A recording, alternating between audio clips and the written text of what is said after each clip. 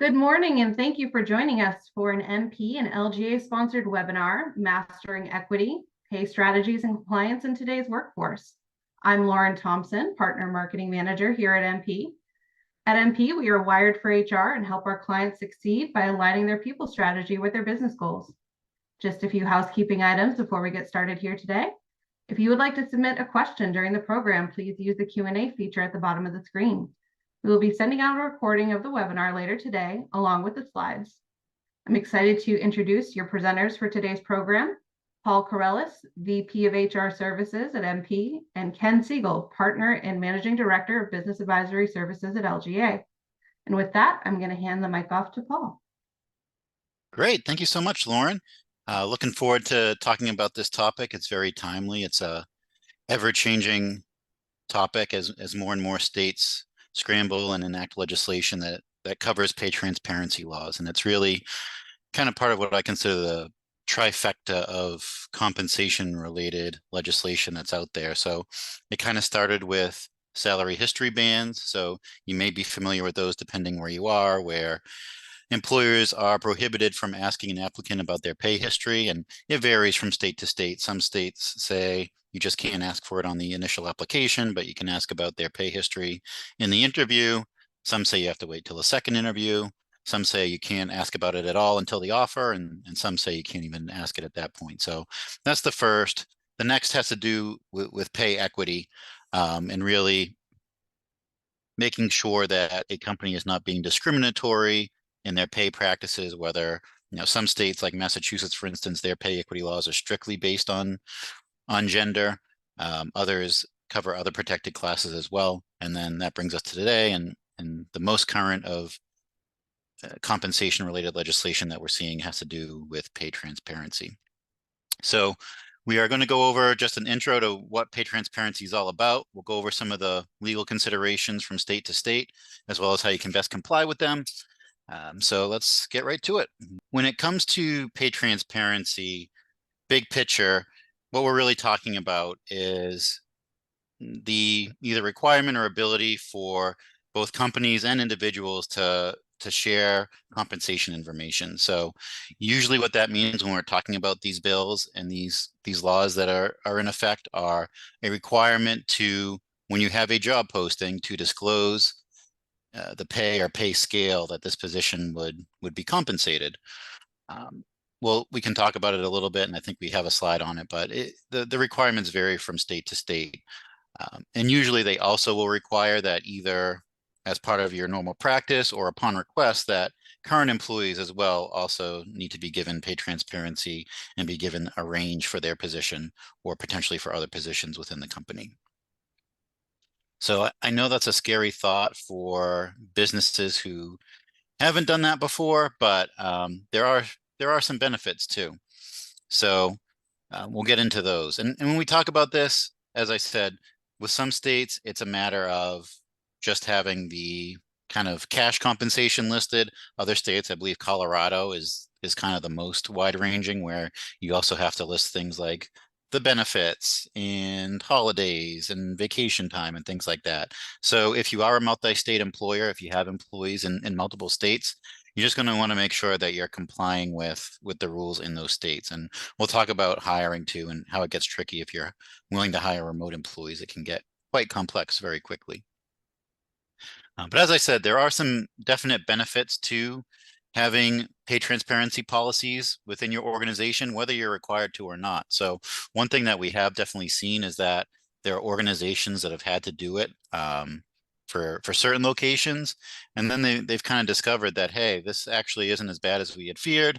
It's working out well. We're getting way more candidates for our roles. Morale is high, whatever it may be, and they've decided to implement it in places where they're not required to as well. So first, definitely on the retention and attraction side, there have been some studies. The one listed here is from the Society of Human Resource Management.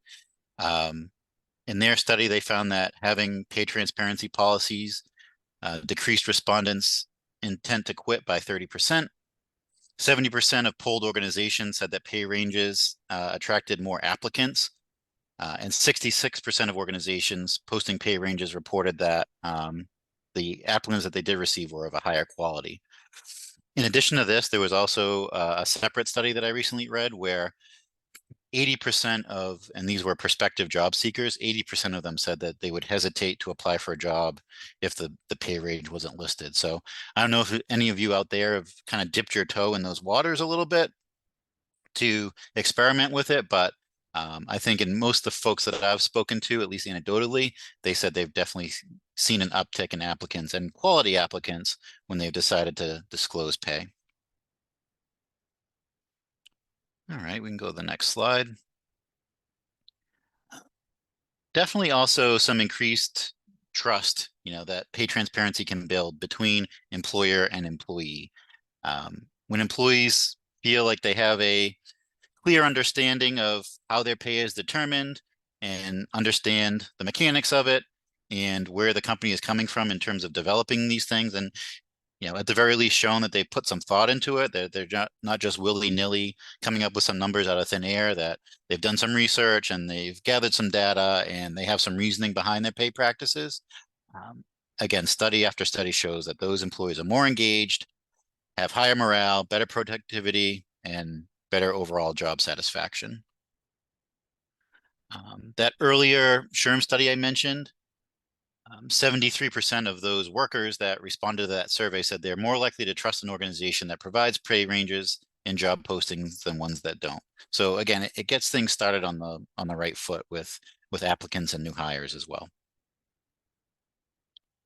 All right. So similarly, studies have consistently shown that when employees kind of know their pay, know their range, I think that's another important thing too. The more organized that you can get with it, the more that you can kind of define what a range is so that an employee knows when they're potentially going to hit their ceiling at their current position, and when you can do real pay grades and competencies and all of that, and employees can understand what they need to do, where they need to sharpen their skills, what new skills they need to adopt, what licensures or certifications they need to achieve to be able to bump up to the next level and qualify for that next salary grade. Those employees tend to be very, very motivated. There was a study of some academics last year where they found that higher paid academics published 7% more articles on average than those that were less or compensated less money. There was another study on pay transparency of 2,000 bank workers, and they found that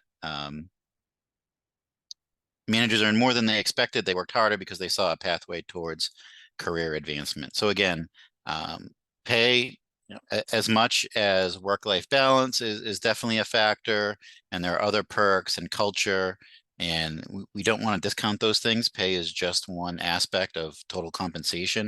And I think now more than ever, it's important for employers to really talk about their total compensation package, whether that be benefits or the ability to work from home or whatever it may be. You have to, outline your full bag of tricks when it comes to those things, and Ken's going to talk about that a lot more. But for this pay piece, as much as it's potentially been discounted in this day and age with all the other things that we want to talk about, it is a very, very important aspect of it, and not to be brushed aside, and can still be a very effective carrot to motivate employees. Speaking of culture, most, if not all, employers want to have a culture that fosters fairness, equality, inclusion, and those types of things. And pay transparency is an important angle, an important aspect of that. So by showing and really publicizing and getting on the right side of pay equity and equality and transparency, it helps support that overall culture of fairness.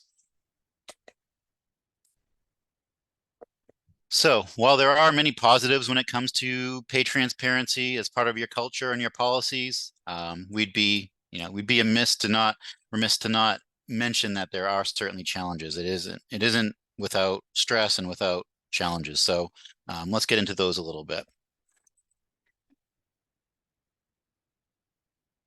I think can we just go back to the previous slide? I think we don't have the detailed ones. Thanks, Lauren.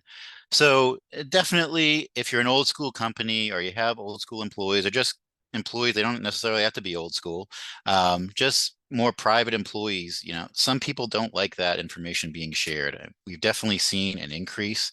And I don't want to generalize and say it's just a younger generation. More refer to it as the modern workforce, whether young or old. We see a lot more people willing to share their pay. You've got things like Glassdoor where people are submitting that information. But even within a workplace, many more employees are sharing their pay with one another. That being said, that isn't within everybody's comfortability. So there are concerns with that. Some businesses don't like it. It's just not part of what they believe in. Again, some employees just don't feel comfortable with it. So that is something that you do have to tackle. That um, you can run into those. Similarly, you can run into salary compression. So employees will look at your company's career listings and see, and if they see that someone new is going to be making the same as them or potentially even more, and it's largely the same role or similar, or even if it isn't, just to know that you're hiring new people at a equal or higher pay rate than what these employees are being paid that have been here for a long time, that can definitely create some morale issues, no doubt about it. So something to be mindful of, and that's really salary compression.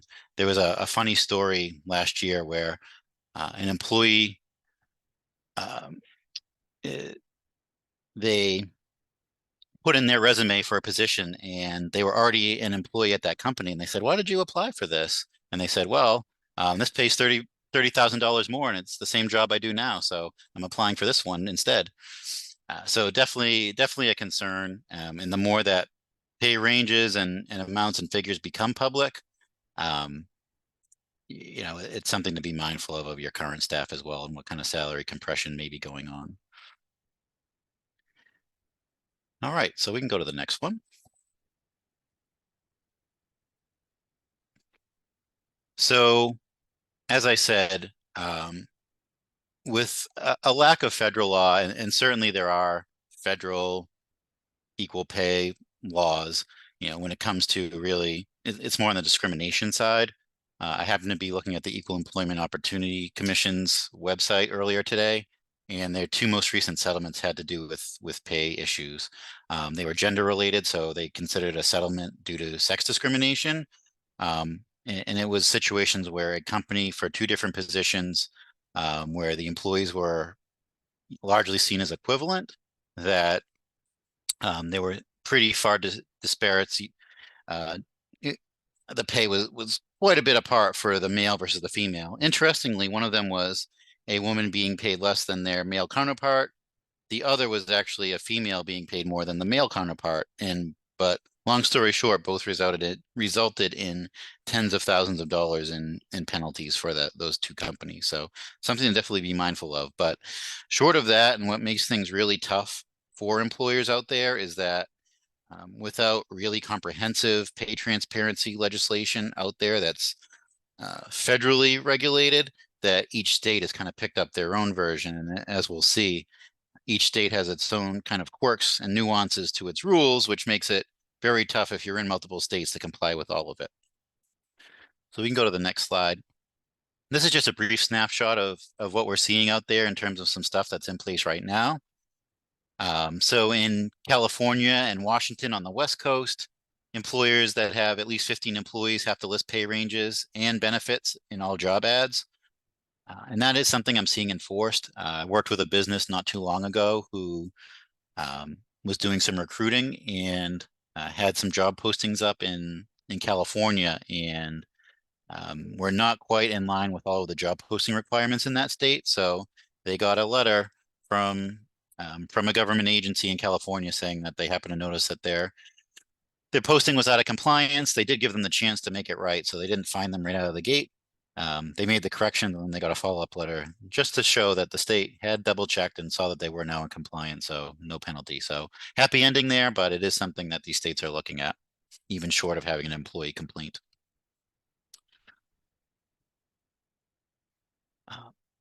There are also, other jurisdictions as well. So this is a list of some other places that have various pay scale disclosure requirements. If you are a multi-state employer, or even if you're not 100% certain, if you're in one state, what the rules really are, definitely reach out to us or another trusted HR professional to really kind of walk through what the requirements are where you may have employees. And just so you know, if you do have employees currently hired in some of these states, you are likely subject to these rules. You are considered an employer in that state. It gets a lot trickier when we talk about, you know, job postings and potentially having employees in the state. So if you send something out there and you're willing to hire someone from anywhere, you do have to be mindful of that and may want to be a little bit more specific with your postings and where you're availing yourself to hire employees. So we can go to the next slide. So in terms of what qualifies as a job posting or a job advertisement, even that definition can differ from state to state or city to city. So in California, it's any type of job posting would be subject, whether it's directly from a company or from a third party. In Colorado, it does have to be in writing. So a job posting or advertisement wouldn't be like a radio advertisement or a word of mouth thing. It does have to be something printed in writing. Whereas in Jersey City, in New Jersey, that can be by any means. So it doesn't necessarily have to be in writing. And similarly in Washington, any type of solicitation about a available position is considered a job advertisement and subject to their pay transparency laws.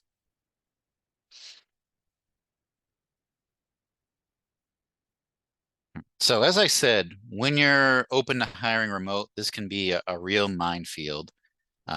So there are different best practices for tackling this. Some companies will pick a few markets where they know that their posting is going to be compliant and post separately. So I'm looking for a customer service rep. I'm going to put it in as Denver, Boston, and I'll do one for Orlando, and I'll do one for Syracuse. And I know that those postings either together or each individual is going to comply with the laws in those states. Alternatively, you can say that, you can do a more general job posting, but say that the employee must be located in one of the following states. Otherwise, if you are doing it much more broadly and you are open to, say, hiring folks in California, Washington, New York City, wherever it may be, you do want to make sure that those job postings are compliant with those jurisdictions in most cases. So as I said, the rules are different. Some states and some jurisdictions are more understanding to remote opportunities, knowing that the job isn't necessarily going to sit, in their jurisdiction and might be not as strict with the rules for job postings there. But again, it's really important you talk to someone who's well versed in these rules and these laws to make sure you don't run afoul of them.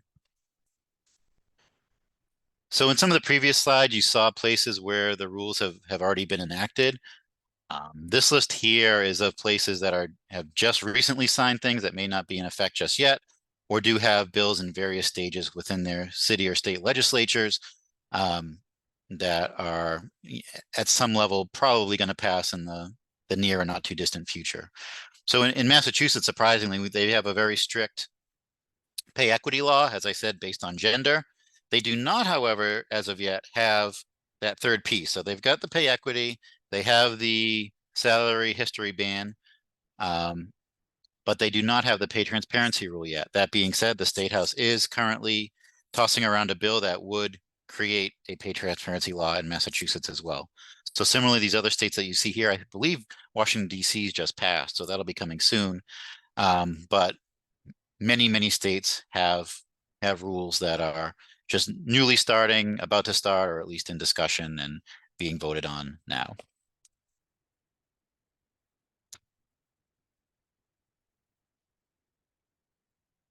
So as I said, this doesn't just go for the pay transparency. There are other legal considerations as well. Having that pay transparency is going to force your hand with the pay equity piece as well of that triangle of compensation regulation. So once you put it out there, everyone presumably is going to know what your pay ranges are. So it's going to be really important that you look through your strategies with that through a pay equity lens. And if you find things that are afoul of potentially discriminatory when it comes to your pay practices, whether they were intentional or not, things happen. Economies change, job markets change. Think back a couple of years ago, people were desperate to hire. They were paying tons of money to people. They may have had existing staff that didn't see the benefits of that. We saw a lot of ramifications during the Great Resignation because of it, but you may have just kind of been trying to survive as a business during the pandemic, and all of a sudden you've now had a chance to breathe, and you're taking a look at everything, and you're saying, "Wow, our pay is all over the place. Our equity audit is way out of whack." So now's the time to address this, because whether you have to now or not, before long, most likely you're going to have to start publishing pay information. So you want to make sure that you have a good system in place so that you're ready to handle any inquiries that come as a result of it.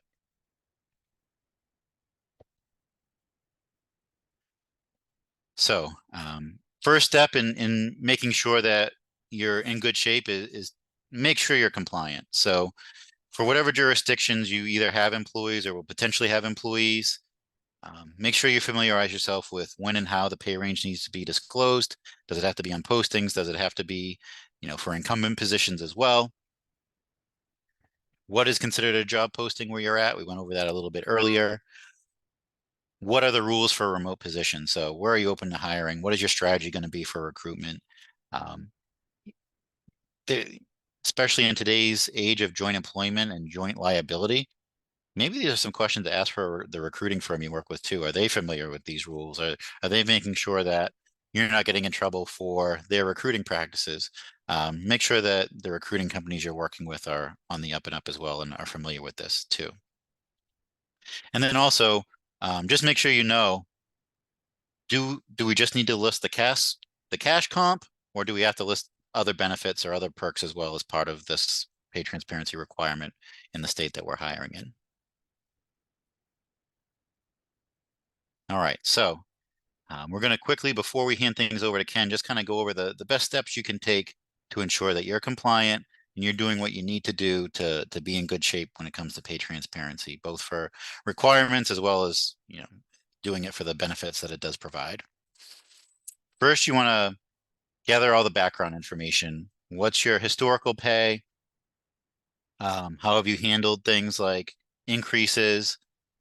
Was there thought put into new hires? Did you do any type of compensation to increase the existing employees when you raise the pay scale for new hires, things like that? You then want to conduct market analysis. You want to get some salary surveys. That is something, if you do work with us within our HR services, if there are current clients on here, if you've been here for a long time, it isn't something we've always had, but one of the newer aspects to MP's HR services is some pretty comprehensive compensation service and analysis. So that is something that we can do. We can help run surveys and help you build your compensation strategy. So you do want to make sure that you get that data analysis, and be mindful, really take a look at the job description rather than the job titles, especially if you have some unique or quirky titles within your organization. It's unlikely that the pay data services that you're using are going to have something that's an exact match, and maybe even if they do, it won't be a match in terms of the job itself and what that person does.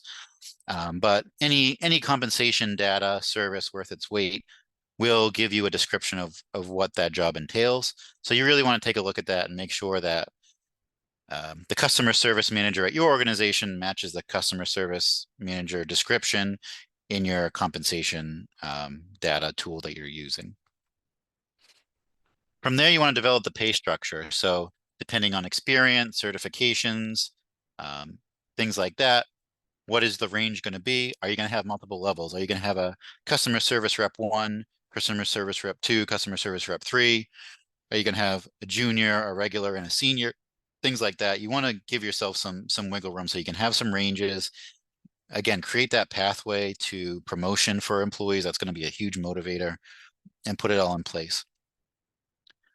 Then it's going to be the implementation. So again, in this current environment, in this current culture and workforce era that we're in right now, communication is key. HR always has to be wearing their PR hat, is what I always say. So as part of that implementation, it's not just putting it into your systems and your documentation.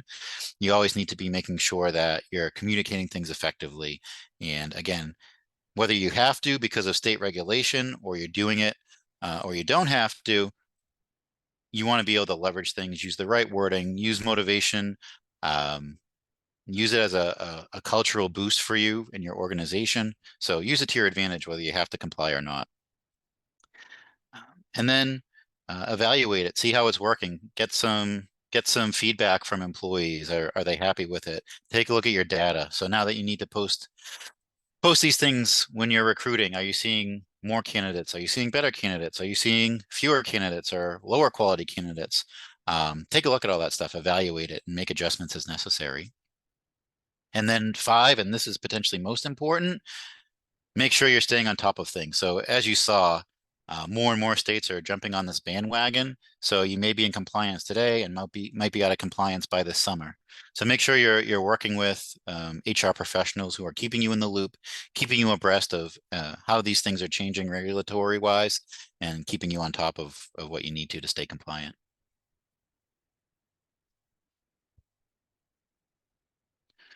All right, so I think I kind of summarized the next few slides in the previous one.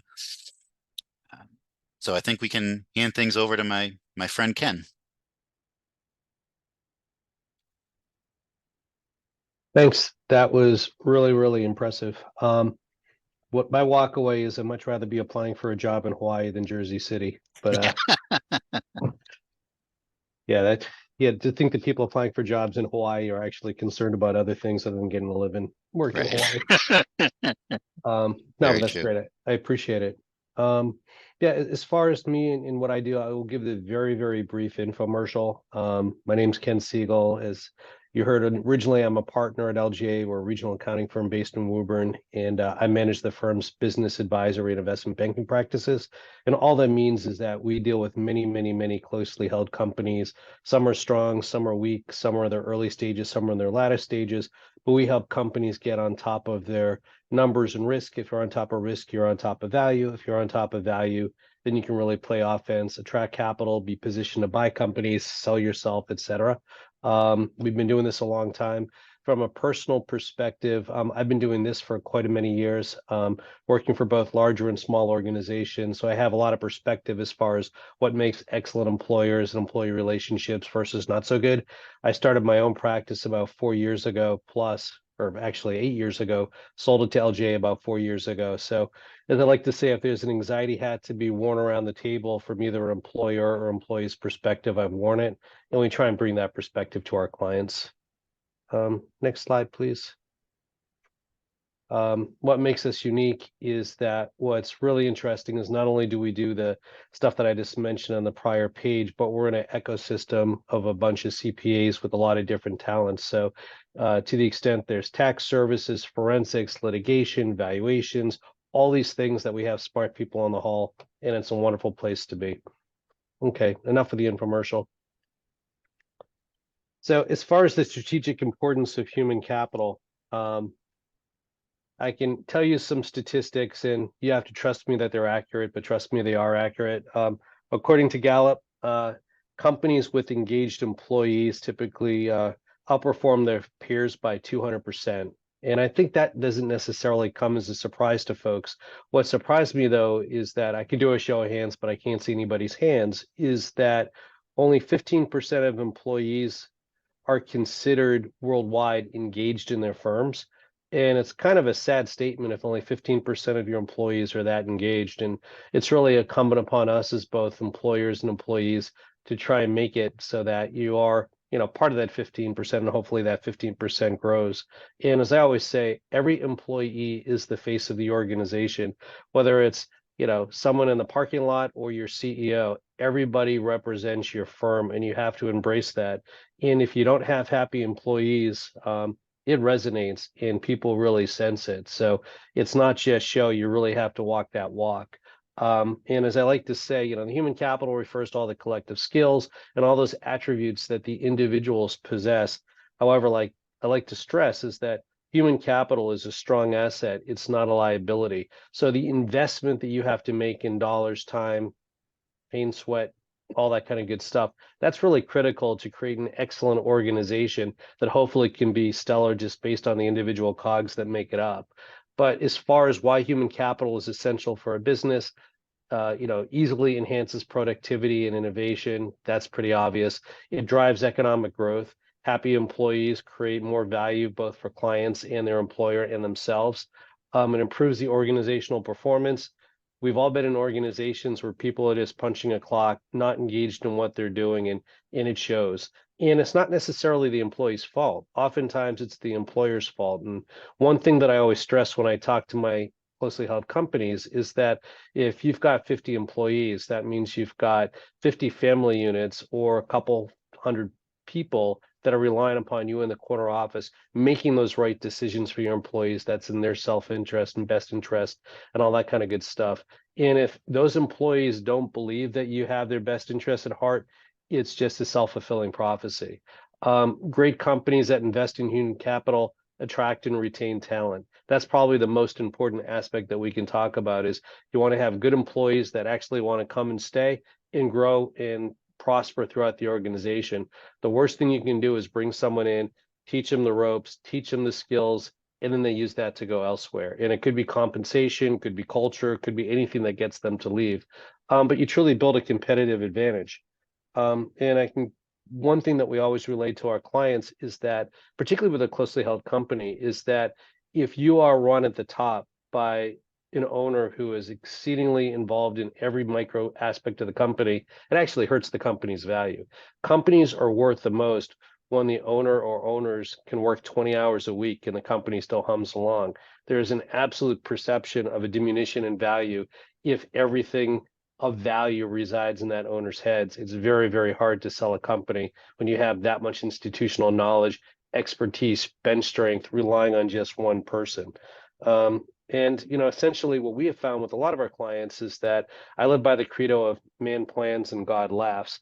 And when you think about a lot of these closely held companies that don't have a succession plan, don't have an exit plan, we've got, unfortunately, a bunch of clients between heart attacks, Parkinson's, dementia, all sorts of things just happen over the evolution of people that if your company's not prepared for that, by having the right people around you, it really causes a huge rift when the company has to ultimately sell, perhaps under the best of circumstances, and it has a ripple effect on everybody involved. Next slide, please. Thank you. Because of my, I just found out what ADHD was a few years ago, and clearly I had it as a kid. So while I'm talking, you can look at the cartoons, and it kind of makes it for a balanced presentation. But the it factor of key employees, that's not IT, it's the it factor. And one of the credos that I live by is it's not the X's and O's, but the Jimmys and Joes. I'm sure I can say different genders, but you understand the old idiom here is that it's not just having the boxes, it's having the people that feel like they're a contributing factor, create a team environment and all the good things that go with it. So the it factor of employees is fostering that customer relationship. It's a personal touch. Everybody is the face of the organization. I can tell you a lot of horror stories from working at larger banks of just the absolute disdain that a lot of employees had for their customers, both on the retail and commercial side. And it's a horrible experience when you're talking to a new company and they say, oh, you work at so-and-so, let me tell you about what they did to me. And you oftentimes have to dig yourself out of that perception hole. And quite frankly, it's a very tough one to dig out of.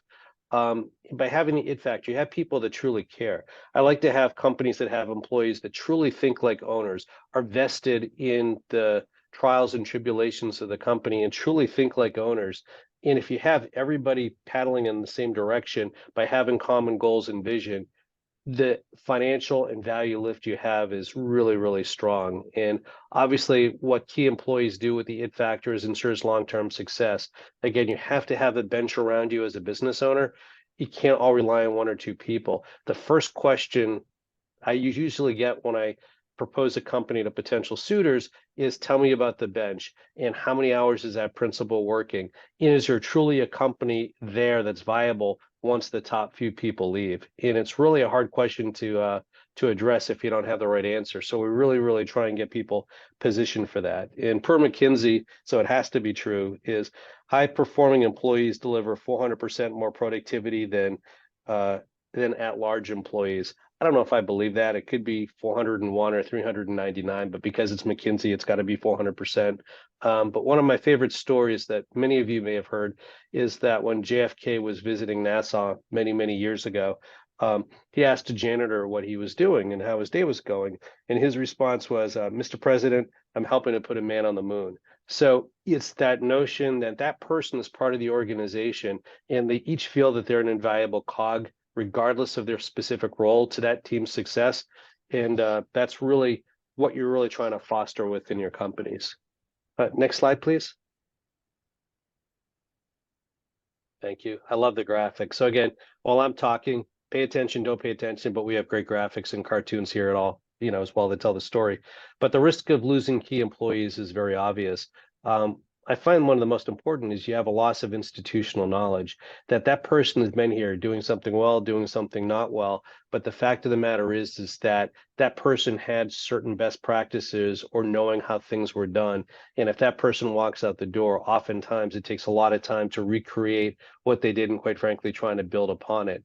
You can obviously lose clients if salespeople walk out the door. If there's a problem in manufacturing and your quality goes down, less people buy from you. It creates opportunities for competitors to view some vulnerability and take advantage of it. There's an obvious cost of recruitment and training. There's an old adage that to replace employee oftentimes costs 50% to 2 times that employee's salary. So it has a huge, huge financial impact. And a lot of that comes in not only retaining the right people, but attracting the right people. And knowing that when you're bringing in employees, knowing the different attributes you're looking for that are cultural fits, both from a skill perspective as well as how well they interact and can prosper within your culture. Loss of intellectual property is a big deal as well. With technology the way it is, if people walk out the door, you can safely assume that a lot of your intellectual property, whether it's customer lists, financial models, marketing materials, letters, all that stuff leaves. And it's naive to think that it doesn't leave when they leave. And a lot of that stuff can be used against you in the future. And again, the value of your company, ultimately, when you're looking to sell or attract capital, people want to know that there's continuity of employees, their tenures, and the value that they add. So again, stability drives value and less uncertainty drives value. So while it's important to keep employees happy, there is a very altruistic and beneficial means as an owner to kind of help ensure that you've got a good stable of employees that all feel good about what they're doing. Next slide, please. So how do you retain key employees? Well, it all comes down to cash and creative. Bruce Prichard, who many of you may know, I'd be very impressed if you knew who he was, but he's a former WWE wrestler who also does a lot of producing in the field as well. So I don't know, again, show of hands, can't tell who actually knew who he was, but it's a pretty cool quote. So how do you retain? Oh, okay. Carlos, thank you. Carlos raised his hand and he did know. I am extremely impressed. Thank you. So how do you retain key employees? This is pretty obvious stuff. Competitive compensation, career development opportunities, positive work environment, recognition and rewards, and leadership and management training.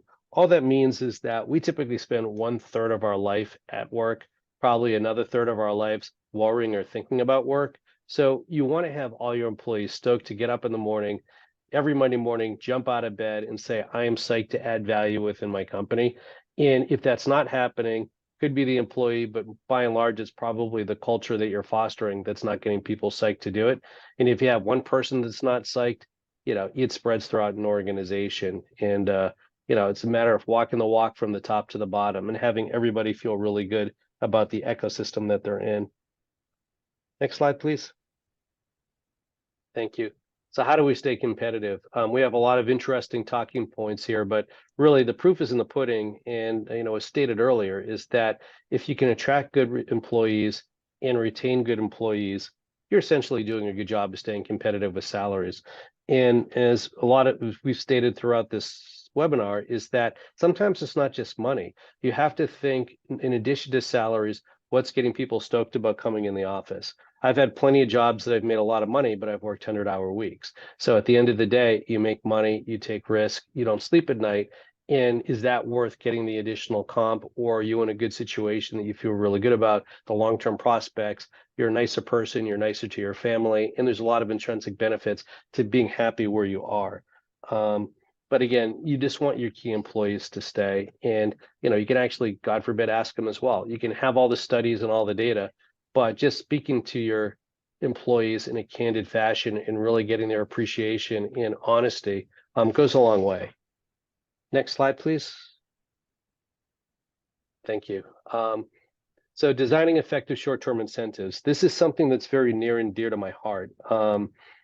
It is important to have short-term incentives that work, and it has to be such that it benefits the firm, benefits the department, and benefits the person. If those incentives are flipped, then you have a lot of me first activity and behavior, which doesn't help the collective. So if you have salespeople on your staff and they're only paid on sales but not profits, they're motivated just to get anything at all costs.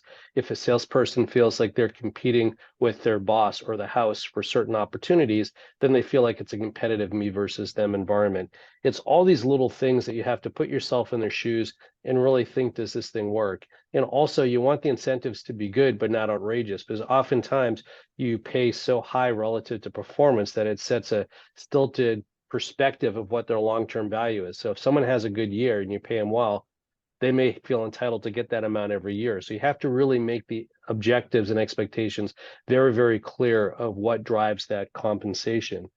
And as far as, determining the reward values and all these other things, is you really have to have it so that your compensation scheme in the short term not only benefits that employee, but also is positioned that's in line with your company's strategic goals, both short, medium, and long term. And if you don't have those short, medium, and long term goals articulated, then it'll be really, really hard to translate this into the optimal behavior you're trying to get from your people. Next slide, please. So as far as long-term incentives and employee ownership, this is actually where I spend a lot of my time, and you probably wonder why. As far as long-term incentives, there's different ways to keep employees motivated. Examples here are stock options and equity awards. Equity awards are where someone is vested and they become a owner of the company. They have a percentage ownership and they've earned it and they get it. Stock options are where an employee is granted the option that if something happens at the company, good things happen, that they get a percentage of whatever proceeds come from the sale of the company. They have no voting rights. If they leave the company, the stock options go away. I personally like stock options a lot more because I've dealt with a lot of situations where a company has awarded equity to an executive based on what they thought was good behavior. That doesn't become the case. They want to get rid of that employee. That employee owns shares in the company. And I spent a lot of time negotiating repurchasing of shares without really any real justification to do so. But with stock options, it's there. If the company leaves, those options go away and it gives you more flexibility. And oftentimes stock options are just as much of a motivator for an employee to understand that if something happens to the company where it's ultimately sold, they are a beneficiary and they're part of that.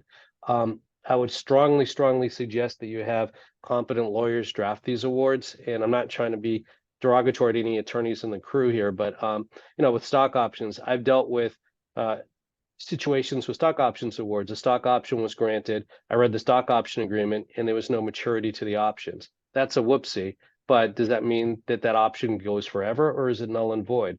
Similarly with equity awards, I've had situations where the wrong person was awarded equity. They turned out to be really bad people. In certain cases, I can recall even committed crimes, but because the equity awards and the long-term incentive documentations were written so poorly, there wasn't a mechanism to remove that person. So I guess the rule of thumb is if you get documents that have 5 different fonts and 2 different font sizes, you probably want to make sure you have an attorney that's drafting it that knows what they're doing. But I'd say 70% of these documents that I read where I'm trying to represent a client have a gaping hole that were just done when they were drafted and they didn't think about the consequences of if this agreement doesn't necessarily work as intended.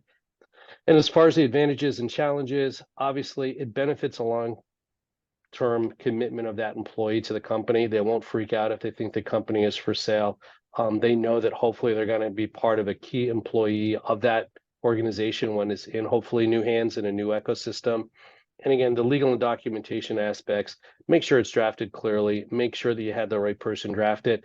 I've seen, we have friends that are real estate attorneys who are wonderful people, but they shouldn't be drafting employment and option agreements. There's just a lot of nuances there that you have to be very, very aware of.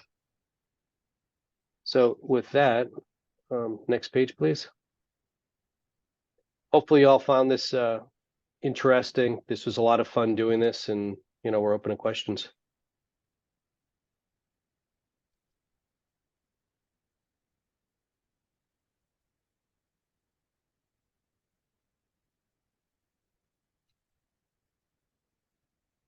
So Chris and Laura, I can't see the questions. Are there questions to be asked? Thank you, Ken. That was a great presentation. And thank you, Paul, as well.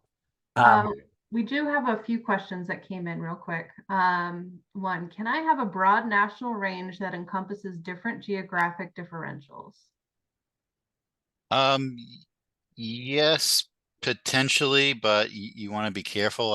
I don't want to disparage anyone, but I think it was Netflix just put like a really wild range on one of their postings just to kind of check the box that they're being compliant. So as you'll see more importantly, with a lot of pay transparency laws, there has to be some science or some factors in terms of why pay can be different in different locales, cost of living and things like that. So you do want to be careful with it and make sure you're not too broad. All right. Next question. Do you have any tips for taking or talking with high-level leadership to convince them that the human factors have a real and positive financial impact? Yeah, well, I mean, I think depending on who in the C-suite you're talking to, but usually, if it's a CFO or something like that, who's probably going to be involved in some of these strategies, they're numbers people. So as I said, more and more studies are coming out and from really trusted organizations and places. It's not just some website that did an informal poll, some studies with real research behind it and peer-reviewed studies are quickly and convincingly showing the benefits of some of these practices and some of these strategies. So I think the most effective way is to just show that the proof is in the pudding through these studies and surveys.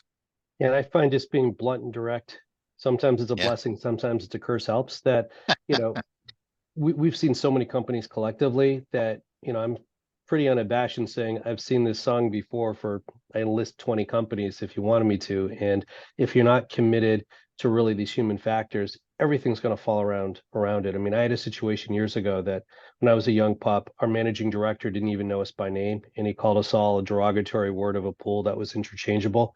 And we worked really, really hard for an entire year. And he brought us in a room and said, "Hey, good news, we had a lot of profits, but I had to build an addition on my house and none of you are getting bonuses this year." So those are the sorts of things that are extreme examples. But if leadership is so blind to the feelings and needs of his employees, they're just going to lose, and it'll ultimately bite them from a value and perception as well. Great. Next question. We are a nonprofit organization, and I struggle with the board of directors wanting to implement any sort of incentive plan for the executive team. Any strategies to win them over? Yeah, this is a great question. I'll let Ken weigh in from his perspective too.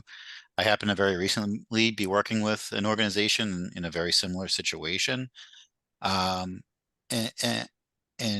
it depends on what's going on right now. So some organizations will just do kind of these discretionary bonuses that are very subjective. That can create a really harmful and toxic culture. People will either come to expect that same amount or more year over year, and they don't understand the reasoning behind it. They may also feel shortchanged when they don't know the criteria for where these incentives are coming from. On the flip side, and what it sounds like might be happening with this person's organization, is that there isn't any incentive at all or no bonuses at all. So, in all of those situations, I say, put some structure behind it.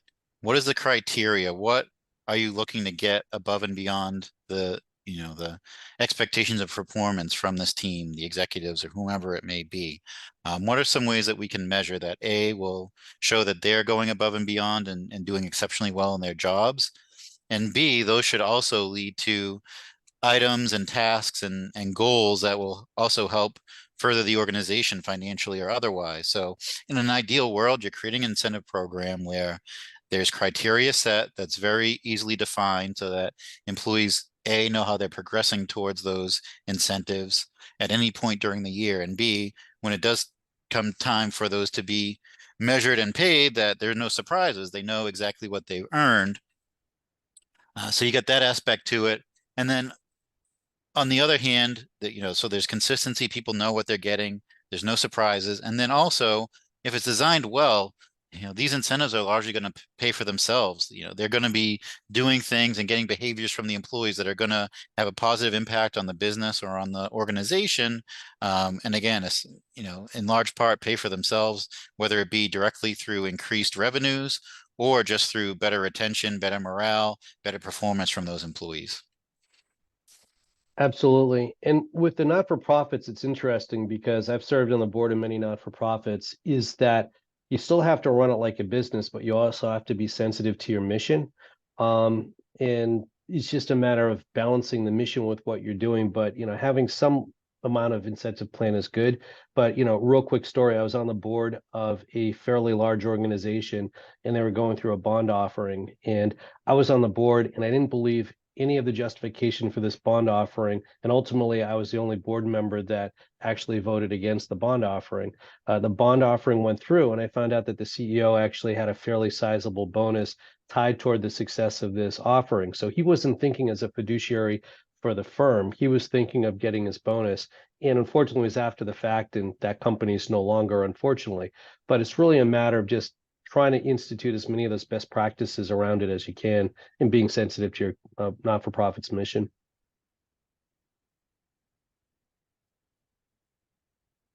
Great. And one more question here that we have time for. Repay transparency rules in Massachusetts are the general rules, number of employees, et cetera, for when the rules apply. Sure. So just to be clear, in Massachusetts, outside of the pay equity law, there isn't currently a pay transparency law in effect there.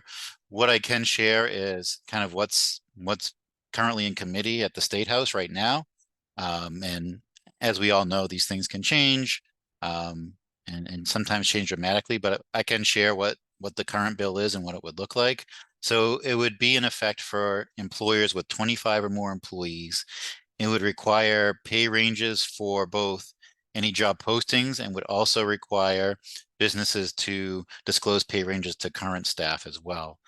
One of the unique aspects and what gives this one some teeth compared to some of the other ones that I've seen is that for employers with 100 or more employees, that they would actually have to file with the state their aggregated EEO-1 data to the state on an annual basis. So there would also be a reporting component under the Massachusetts pay transparency law, should it pass, as currently written. All right, we had one more question slip in here. Do you know when Pennsylvania will have to disclose the pay ranges?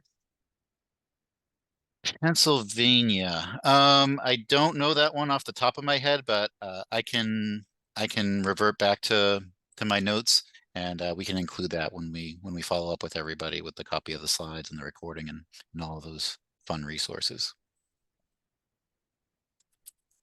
Excellent. Well, thank you, Paul and Ken. To learn more about MP and LGA's full service solutions for 2024 and more, you can visit our websites at mp-hr.com and lga.cpa for more information. I'm going to share those with you in the chat right here. You'll be able to link to those. Be sure to join MP for our upcoming webinar, PEO Exits, What to Expect and How to Prepare. Visit our website to register and see the full calendar of upcoming events and available resources. We will be sending out a recording of today's webinar and with the presentation slides this afternoon. Thank you all for joining us and have a terrific day.